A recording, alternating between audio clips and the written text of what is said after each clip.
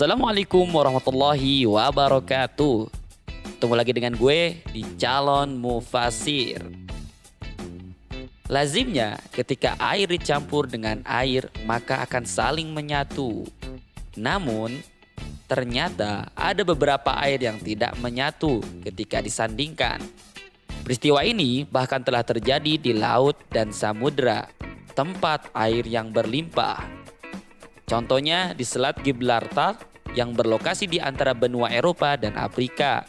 Terdapat dua air lautan yang tidak bercampur meski saling bersanding. Pengetahuan terbaru juga menemukan bahwa fenomena ini terjadi di Laut Madura dan juga di Danau Labuan Cermin, Kalimantan Timur. Terjadi hanya beberapa hari saja. Begitulah fenomena pertemuan dua lautan. Fenomena tersebut dalam Islam bisa dipahami sebagai ayat kauniyah atau tanda-tanda Allah pada alam semesta.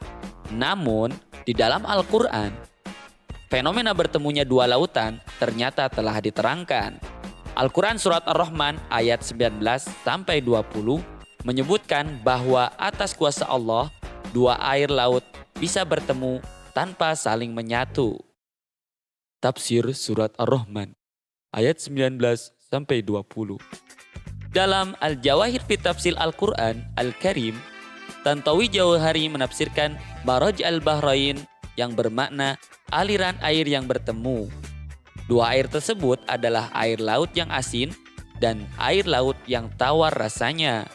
Keduanya tidak saling mempengaruhi satu sama lain. Menurut Tantowi Jauhari, penyebab kedua lautan tersebut tidak saling bercampur satu sama lain dikarenakan adanya pembatas yang bersifat ilahiyah. Ibnu Asyur dalam kitab tafsirnya At-Tahri wa Al-Tanwir menguraikan pendapat bahwa yang dimaksud dengan Al-Bahrain adalah Sungai Efrat di Irak dan Teluk Persia di pantai Basrah, serta di lokasi pantai Bahrain. Kemungkinan lain menurut Ibnu Asyur adalah dua laut yang dikenal ketika wahyu diturunkan, yaitu berlokasi di Laut Merah dan Laut Oman. Fakhruddin Ar-Razi dalam tafsirnya Mafatihul Ghaib menafsirkan Marajal Bahrain sebagai dua air laut yang bertemu dan berdampingan. Karena pada dasarnya memang secara karakteristik, air yang berdampingan pasti bercampur. Hanya saja yang pencampuran tersebut dicegah oleh Allah.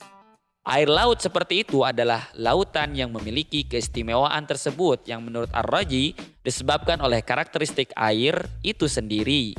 Yang mana antara air laut satu dengan lainnya tidaklah sama.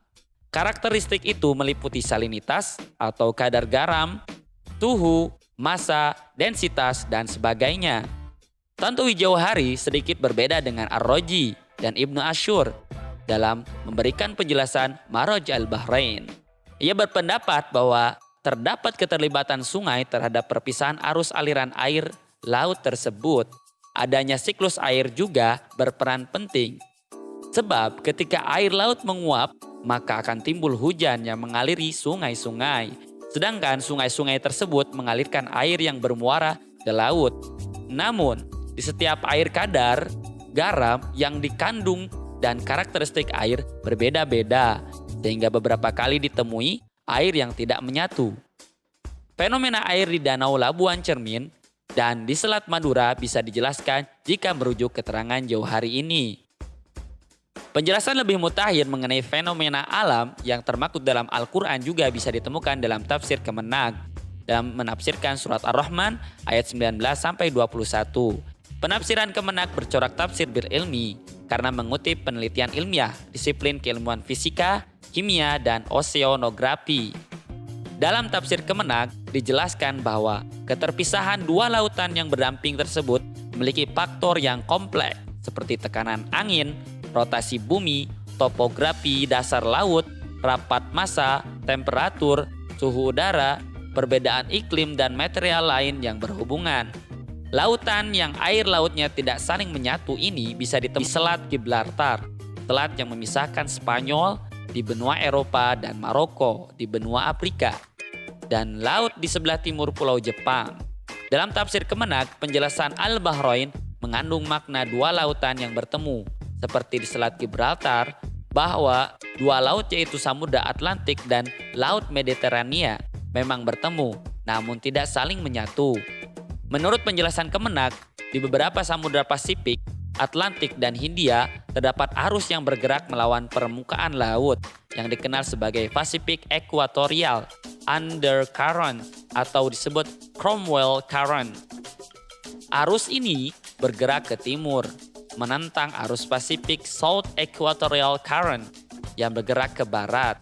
Pertentangan aliran arus ini kemudian yang membuat lautan seperti di Selat Gibraltar dan juga Laut Timur Jepang terdapat batasan dan tidak menyatu meskipun saling berdampingan. Tafsir Surat Ar-Rahman ayat 21. Mentadaburi alam sebagai ungkapan syukur. Surat Ar-Rahman ayat 19-20 memang menjelaskan fenomena yang terjadi di alam, yaitu pertemuan dua lautan. Namun firman Allah tidak berhenti. Surat Ar-Rahman ayat 20 tersebut dilanjutkan dengan ayat 21. Susunan kalimat dalam ayat tersebut adalah termasuk kalimat istifham atau kalimat pertanyaan. Penggunaan kalimat istifham oleh Allah dalam Al-Quran menurut Al-Mahalli dan As-Suyuti dalam tafsir Jalalain dimaksudkan sebagai sebuah penegasan. Pertanyaan Allah tersebut yang ditujukan kepada manusia tidak perlu dijawab. Pertanyaan tersebut adalah peneguhan dari Allah bahwa nikmat yang telah dilimpahkan di dunia ini sangatlah banyak. Penjelasan mengenai nikmatnya salah satunya adalah melalui tanda-tanda dan fenomena alam seperti pertemuan dua laut dalam surat Ar-Rahman ayat 19-21. Namun itu hanya sebagian kecil saja. Banyak sekali nikmat yang telah dianugerahkan Allah kepada makhluknya setiap detik dan setiap menit. Peristiwa alam hanyalah salah satu pemisalan. Ia adalah sarana bagi manusia untuk selalu mengingat Allah dan selalu bersyukur atas segala nikmat hingga yang tak terjangkau logika manusia sekalipun. Karena dengan mentadaburi alam dapat mempertebal keimanan kita dan menambah rasa syukur kita kepada Allah Subhanahu wa taala. Wallahu alam. Wassalamualaikum warahmatullahi wabarakatuh.